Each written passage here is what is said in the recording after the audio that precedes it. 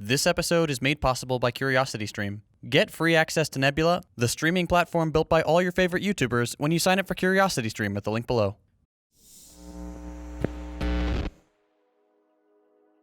In the United States, we like to pride ourselves on being the best at things. We spend more money than any other nation on our military, healthcare, and education. Unfortunately, simply throwing money at things doesn't make you the best at them. Our military, despite having the budget of the next 10 biggest spenders combined, is tremendously wasteful and is constantly used as a destabilizing force in regions we wish to dominate or exploit.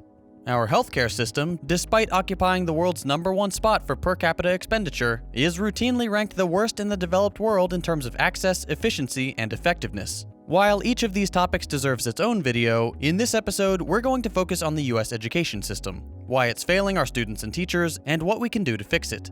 Think back to your time in school. What do you remember? Early mornings, long windowless hallways punctuated by locked doors, a strictly regimented schedule. Your school life was dictated by the authority of the teacher, who conditioned you with countless commands every day. Sit down, open your textbook to page 10, stop talking, line up. You were punished for speaking to classmates, making a joke, or coming in a single minute late. You had to get permission to use the restroom. Class started with a bell and ended with a bell. There's another kind of institution that follows a similar structure. It shouldn't come as a surprise that in the US, many of the same architects who designed our prisons also designed our schools. For many of us, school is an unpleasant memory.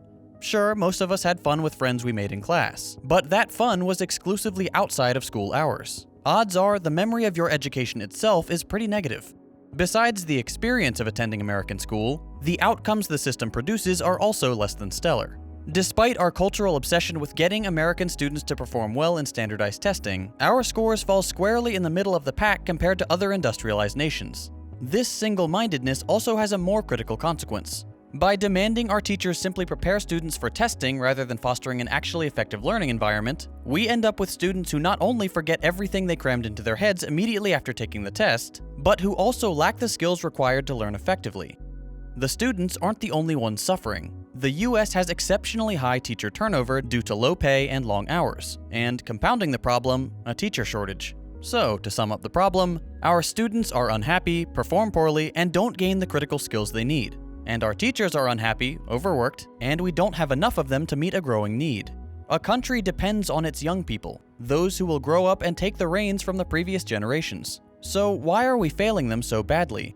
Before we get into some potential solutions, we need to understand the three main problems plaguing the American education system. These three problems are the system's outdatedness, its underfunding, and its privatization. The lack of funding and the rapid privatization of the education system go hand in hand. So let's start there. When you think of the average school, whether elementary, middle, or high school, you're generally thinking about a public institution. That is, a school that is federally funded and tasked with providing education to all people of the appropriate age in a given school district free of charge. Public schools have existed in the US since before it officially became a country, but the first Board of Education was established in Massachusetts in the year 1837. The person spearheading the education initiative, Horace Mann, believed that public education was the best way to overcome poverty, bridge social gaps, and prepare young people to enter the workforce. The Federal Department of Education was established 30 years later, with the goal of standardizing and helping to implement education across the country. What may be surprising to some is that private schools actually predate public schools in the US. As early as the 1660s, individual teachers were offering their services to young people and adults as a way to supplement their income. This private schooling often took place in the evenings, and was less structured than typical day school. By the beginning of the American Revolution, private schools had become pretty well established and were favored by those who could afford their fees. Fast forward to more modern times, and, like with healthcare and infrastructure, we begin to see a problem with accelerating privatization. The practice of privatization is simple. It entails the handing off of once public responsibilities to privately owned companies. Since the 80s, there's been a consensus, a deeply flawed one, but a consensus nonetheless, that there's nothing the government can do that the private sector can't do better. The word better is doing some heavy lifting here. Private companies often get things done more quickly or with a greater profit, but what free market enthusiasts fail to realize is that the outcomes are incredibly damaging, as is the case with American healthcare, or extremely fragile, as evidenced by private infrastructure projects. Take the Texas power grid, for example. It's entirely deregulated. This allows them to cut costs and make a greater profit. It also sets them up for disaster, as we saw with the recent winter storm that completely knocked out the state's power and left millions stranded in freezing conditions. Of course, a crisis like this is considered an acceptable risk when there's a nice profit to be had. This free market logic has slowly seeped into the realm of education. Over the past couple of decades, various federal initiatives have provided parents the option of using federal funds to send their children to private schools, whether by providing so-called school choice vouchers or allowing for the possibility of school transfers, where students can move from low-performing schools to higher-performing private schools. This has led to a number of problems. The most obvious is that by spending federal money to incentivize parents to enroll their children in private school, they've robbed public schools of badly needed funding. Why spend money to move kids around when you could simply fund the schools that are designed to be funded by that money? Because of this practice, public schools face a vicious cycle. There's not enough money to pay teachers, so teachers leave, which leads to more students in each class, which overwhelms the remaining teachers. There's not enough money for school supplies or even basic school maintenance, which leads to unsafe learning environments. These problems compound over time, which makes the schools perform worse, which then suggests to the federal government that they're doing the right thing by incentivizing the move to private schools. Okay, but if the private schools perform better and the average parent can afford them, why not just abandon public schools? There are a few reasons, some innate to how private schools operate and some based on the responsibility of the federal government. First and foremost, it has been long established that the state has a responsibility to provide access to free education to every student.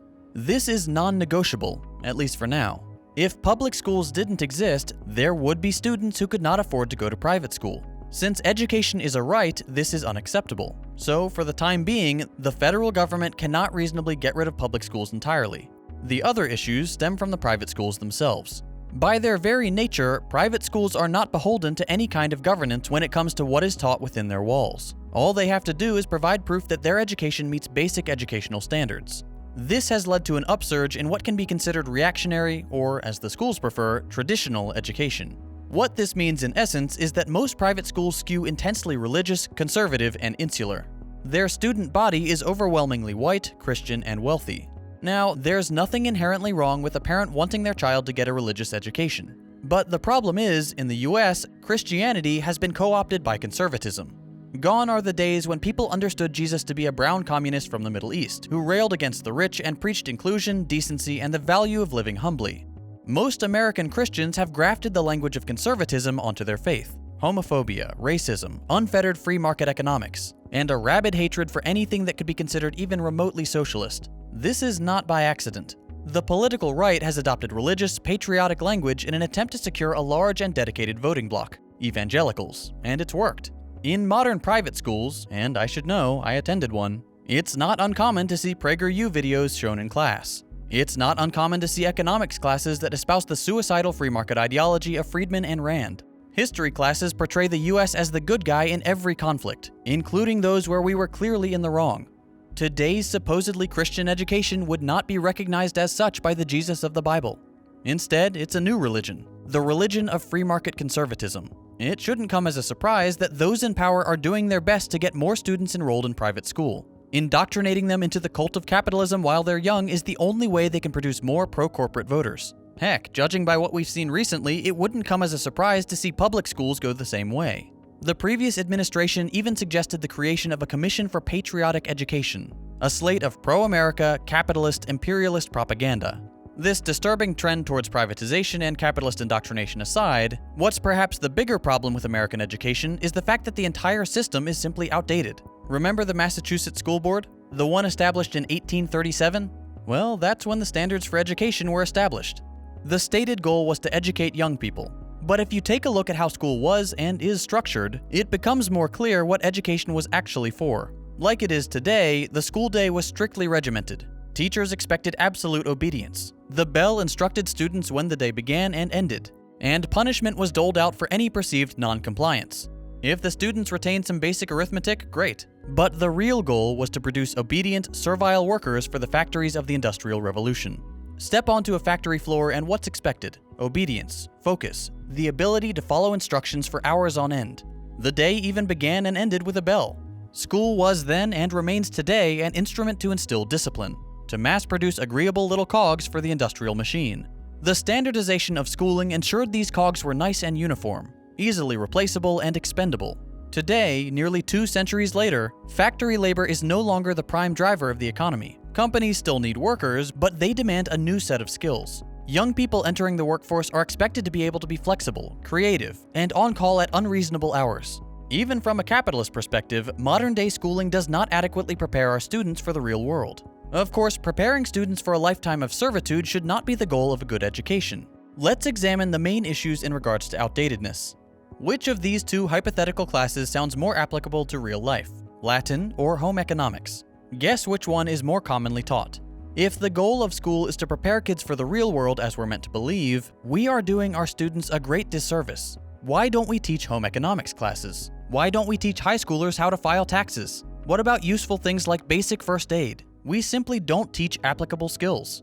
Then there's the fact that school curriculum just hasn't kept pace with advancements in modern technology. Basic computer classes are offered as electives, if at all. Even less common are video production, digital art, coding, web design, 3D modeling, and countless other modern skills. We're letting students down when we don't acquaint them with modern tools. As a personal anecdote, I have a younger sister who's shown a proclivity for drawing. Her school's art class, while led by a good teacher, doesn't even mention new digital techniques. Since I work creatively for a living, I took the liberty of teaching her a bit about digital art and apps like Procreate.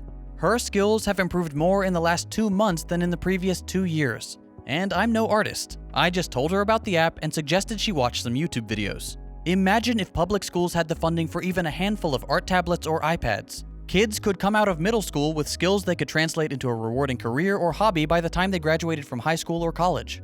Okay, so what are some solutions we could pursue? It's all well and good to say teach better classes, but that only addresses part of the problem. The root cause of many of the issues our education system faces is that we simply don't have an incentive to teach our students. As with anything in America, if there's no financial incentive, nothing will change. The profit motive is the bottom line. Private schools have an incentive to at least prepare students for standardized testing, so that their parents will be happy and keep paying tens of thousands of dollars per year for tuition. But that education comes packaged with truly damaging ideology, so making private schools more accessible would not be a long-term solution, as those students would go on to pass even more ludicrous free market education reforms. Vocational schools are an option if we truly believe the only purpose of education should be to prepare students for the job market. There's a lot to be said for picking a trade and excelling in it. Electricians, welders, AC technicians, these are all critical roles in our society. One problem with vocational schools is that they typically come with a tuition, which can be a difficult burden for many families. Homeschooling is another option, though in the US, it often carries a similar connotation to private schools. Many homeschooled children come from very religious backgrounds and are kept separate from other kids their age, which can lead to serious developmental issues. That being said, there are plenty of homeschooling programs that include on-location learning, such as in museums or on community college campuses. This offers a more diverse, hands-on experience for students and can provide an excellent learning environment depending on the child. Now, that right there is something we don't discuss enough in the US. Appropriate education depends on the child. We don't all learn the same way. Some students learn more quickly than others. Some require hands-on experience. Some learn simply by watching or listening. By creating one single, standardized educational template, we're trying to standardize a whole spectrum of humanity, and that just doesn't work. There are some types of education, such as those found in Montessori schools, that try to foster a more diverse learning environment, allowing students to learn at different paces and having students who grasp subjects more quickly work with those who are struggling. This allows more room for personal growth, but also fosters empathy and interpersonal skills. The jury is still out on whether Montessori schools are strictly better than more traditional education, but some studies seem to say pretty conclusively that their students fare better than those in standard schools. Overall, the moral of the story is that, like always, privatization is harming the majority in the pursuit of ever greater profits. The defunding of public schools has caused our country to slip further and further behind our peer nations. Our inability to keep up with the times has produced students who are woefully under-equipped to compete with students from other countries. Even from a capitalist perspective, it should be clear that our education system isn't working. And maybe that's the point. Maybe for the ruling class, it's desirable for the average American student to fail, so that they're forced to take the lower-paying jobs that generate huge profits for their executives. Whether that's the case or not, I think it's safe to say that we cannot expect the federal government to solve the problem. For at least the past 40 years, they've been completely controlled by massive corporations, and will continue to trend towards suicidal free market non-solutions. Instead, I would suggest that education on the community level could be a worthwhile endeavor. If we expanded the idea of homeschooling to include other members of your community, we could create localized educational templates that not only allowed for more individualized expression, but also catered towards the needs and unique perspectives of each community. Local experts could teach small classes in their respective fields. Students could learn the history of their town, city, or region. Parents could build a network of trust where they could all help supervise or teach each other's children, which in turn would strengthen the community, fostering cooperation, friendship, and empathy. These communities could engage in sort of small-scale exchange programs, day or week-long trips where students could experience the realities of different communities, which would provide them with worldly experience and a refreshing change of pace. We tend to get stuck in the notion that what we have now is the only possibility, whether that's in regards to healthcare, entire economic systems, or education. There are so many improvements we could make, so many possibilities worth exploring, and few are more important than how we teach the next generation. More and more often, young people are turning to alternative sources for their education. YouTube is a great one. I've learned a lot just from watching videos on topics I'm interested in. Another great place to learn about all sorts of interesting topics is CuriosityStream. If you liked today's video, I highly recommend you check out Education in the Age of Technology on CuriosityStream. It's a fascinating look at the potential changes to education in the 21st century. CuriosityStream is an established streaming platform with a solid track record of caring about great educational content and the financial security of those who produce it. They've got thousands of nonfiction titles from some of the best filmmakers in the game. As you probably know, YouTube doesn't treat its creators very well. That's why some of my YouTuber friends and I teamed up to build Nebula, so we don't have to worry about demonetization. As educational creators ourselves, we love CuriosityStream, so we've worked out a deal where if you sign up for CuriosityStream at the link below, you'll also get access to Nebula, 100% free. That's less than $15 a year for both CuriosityStream and Nebula, which, in my humble opinion, is a pretty great deal. Since most of us are still waiting for the vaccine, why not spend some time learning about fascinating topics on CuriosityStream? Or check out Nebula's exclusive content, including my upcoming series on the resurgence of fascism. You can also watch all my videos as they were intended, ad-free. There really is something for everyone, and by signing up at the link below, you're helping us produce more content without the fear of demonetization. Give CuriosityStream a shot, and get free access to Nebula when you sign up using the link below. It really does help support my channel and educational creators all across YouTube. If you enjoyed this video and you'd like to see more like it, consider subscribing to stay up to date with my latest episodes. If you hated it, go ahead and drop a thumbs down. You can check out my previous episodes by clicking the links on your screen. Thanks for watching, and I'll see you next week.